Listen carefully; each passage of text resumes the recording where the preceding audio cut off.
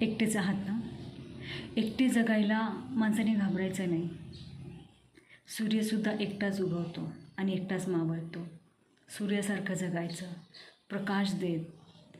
आणि ज्याप्रमाणे सूर्याचा जो प्रकाश असतो तो बॅक्टेरिया, जे काही ओलावा, घाणवास, जेवढेही निगेटिव्ह वस्तू असतात त्याच्या प्रकाशाने त्या निघून जातात किंवा जाळल्या जातात. त्याचप्रमाणे माणसाने एवढं चमकायचं ना की दुश्मनाच्या छाताडावर बसून सिंहनाद करायचा. घाबरायचं नाही एकट्याने. एकटं जगताना माणसाने कधीच नाही घाबरायचं. कारण एकटा जो असतो ना तो एकटा नसतो. त्याच्या पाठी स्वतः माधव असतात. माधव, भार्गव, वासुदेव, श्रीकृष्ण.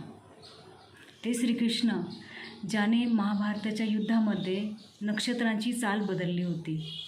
जेव्हा दुर्योधन अर्जुनचे काहीच करू शकत नव्हते, अर्जुनच्या विरोधात काहीच करू शकत नव्हते, त्यांनी ज्योतिषींना बोलवलं आणि त्यांना विचारलं की असं का होत आहे की माझे सगळे उपाय जे काही मी याच्या विरोधात करतो ते कामी का येत नाही. त्यांनी पत्रिका पाहिली आणि ते आश्चर्यचकित झाले की अरे हे काय. सगळ्यांनी आश्चर्याने त्यांच्याकडे पाहिलं. हे काय म्हणजे काय, नेमकं काय घडतं आहे. त्यांनी विचारलं. तिथे अशी एक शक्ती बसली, अशी एक शक्ती तिथे आहे अर्जुन बरोबर की जिने ग्रहांची चाल, दिशा बदलली. तो आहे माझ्यासोबत. तर तो जो आहे ना श्रीकृष्ण, रामकृष्ण हरी, रामकृष्ण हरी, ते सगळ्यांच्या सोबत आहे. स्पेशली त्या लोकांच्या सोबत असतात की जे सत्याच्या पाठीवर असतात. आणि एक गोष्ट सांगते, आई वडील ही देवापेक्षा कमी नसतात. आपण देवाला नाही पाहिलं, आपण आईवडिलांनाच पाहिलं आहे. तर आईवडिलांचं मन कधी नाही दुखवायचं माणसाने. कारण आईवडिलांची जी तळतळ असते ना ती चांगली नसते.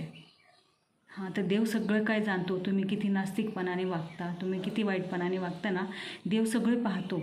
आणि हे जे आज आपण तुम्ही दुःखी आहात, तर हे समजा की हे आईवडिलांची तळतळच आहे जे तुम्हाला लागते. समजलं का? तर सुधरून जा. कारण की जो एकटा असतो ना तो एकटा नसतो, त्याच्या पाठी श्रीकृष्ण असतात. आणि माझ्या पाठी, माझ्यासोबत माझे प्रभू श्रीकृष्ण आहेत. आणि मेन म्हणजे त्याच्यापेक्षाही मोठा माझ्या आईचा आशीर्वाद आहे. आमची आई आमची सर्व शक्ती.